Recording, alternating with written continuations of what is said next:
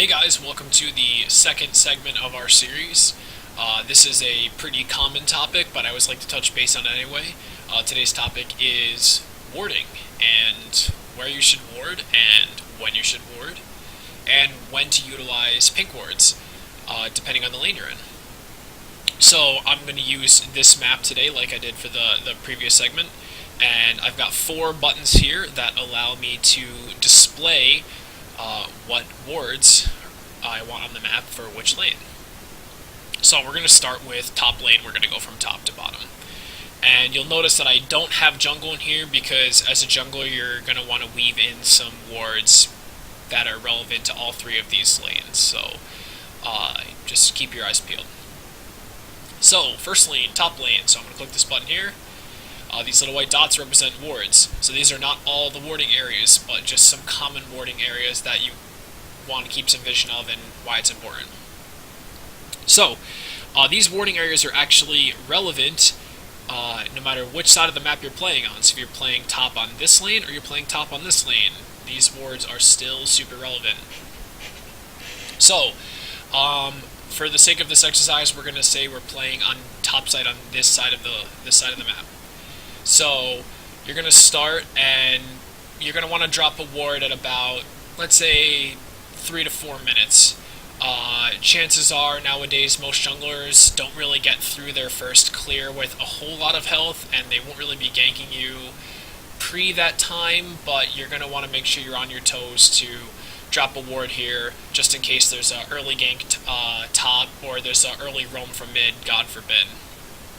So this is probably going to be your main warding spot if you're pushed to your turret.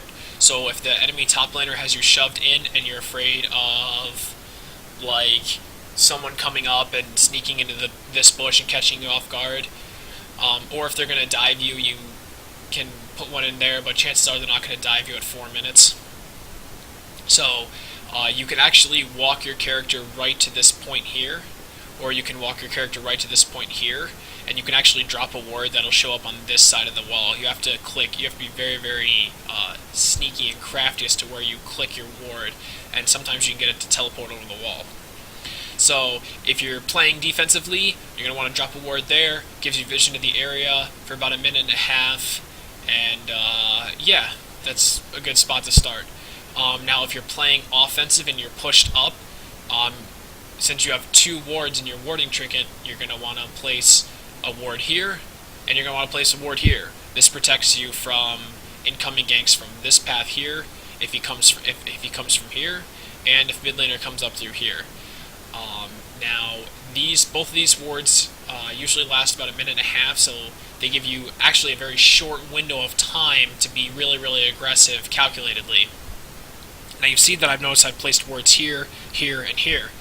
So when you're playing on this side, a good place to ward in the middle of the game, still during laning phase, is to place a ward here. The reason why this is important is because if you're afraid that the jungler is headed your direction because you're putting a lot of pressure, putting a ward here will notify you when the jungler goes to get red, because a lot of times they're going to say, I'm going to get red and then I'm coming top to gank you. So if you put that there, you see the jungler go to get red, as soon as you see him, bam, back off, and he's wasted his time coming up to this side of the map after he's already gotten red. Putting a ward in this pixel brush here, this is pretty good because it helps your mid laner out, and if the enemy jungler comes this way, you can stop him from ganking your mid laner, and you can stop him from ganking you. Also prevents some mid lane roams as well, so that's pretty good. Very rarely would you ward this spot when you're on this side, but if the enemy jungler is looking to steal your blue buff, not a bad place to ward if you're trying to help your jungle out. However, if you're playing top side, this spot is a good place to ward because sometimes the enemy team's jungle will get Gromp or will get blue buff and then try and swing up and launch an attack. So that covers top lane. We're going to move on to mid lane. So we click this button here, and our ward shift. So just like I mentioned before with top lane, mid lane, good place to put a ward is in the pixel brush. Pixel brush helps protect you, helps protect your top laner, gives you vision, prevents mid lane roams, and prevents jungle roams, and that's pretty good.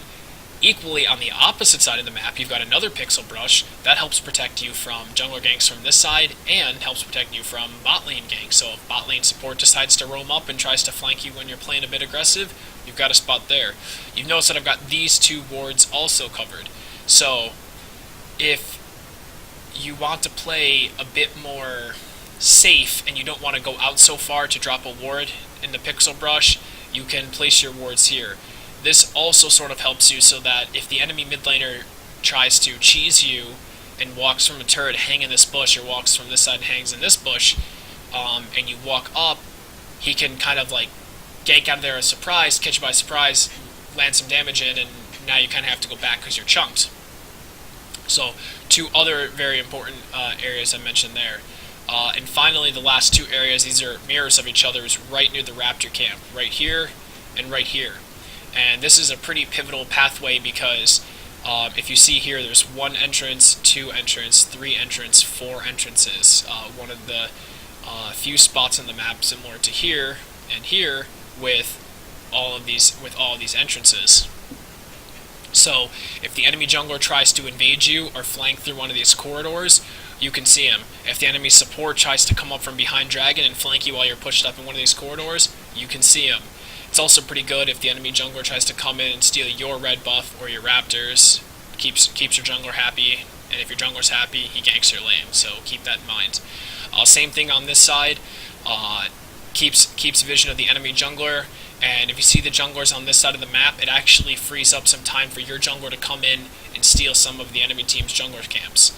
Also protects you from top roam down too, so if the top laner wants to kind of roam down behind Baron Pit, usually they're going to come through river, but if you've gotten Scuttle Crab, they're not going to walk that way, they're going to walk around. Never underestimate the path that someone's going to take.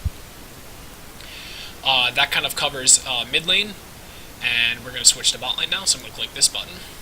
And as you can see, bot lane actually has a bit more wards here, and that's because there's two players in bot lane. So you're going to have wards from the AD carry and wards from the support. And the support usually goes Sightstone, so he's going to have 3 wards in his arsenal he's going to put down. So this is kind of the most interesting lane because bot lane can have a lot of action in it. There's a lot of brawling because it's twice the amount of people. And 2, it's also a very volatile lane, and if the jungler comes down, he can really snowball a lane, or snowball a game, by getting this lane with 2 people in it, incredibly ahead. So I'm going to briefly go over where I ward and when I ward as a support player. So if I'm playing on this side of the map, early game, I'm going to usually drop a ward here to protect my jungler from crazy invades from the start.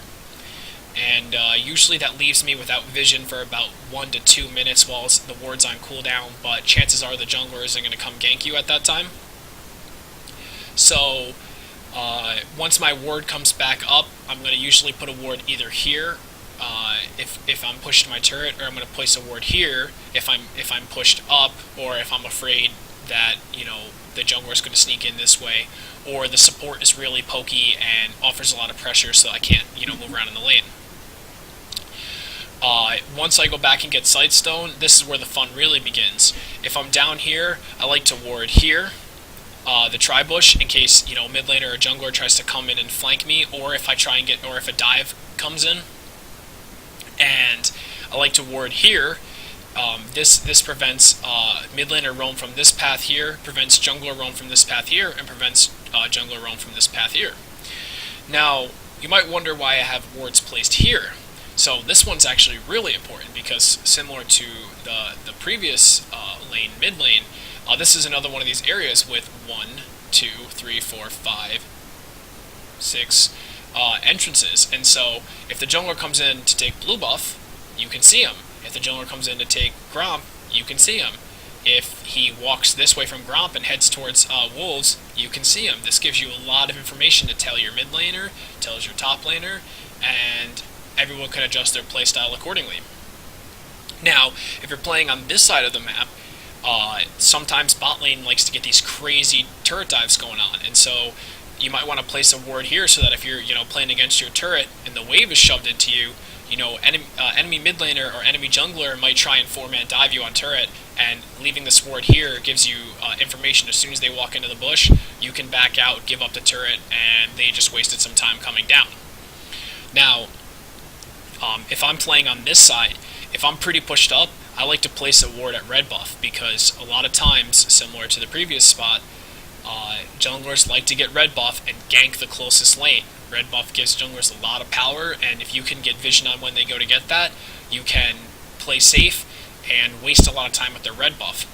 And if you're pretty sneaky, you can actually dance right on the edge of risky, and the jungler is going to say, oh, I'm not going to go in yet, I'm going to wait for them to walk up, But if you never walk up because you know the jungler's there, he's just wasting his buff, and it gives a lot of your lanes a lot less pressure.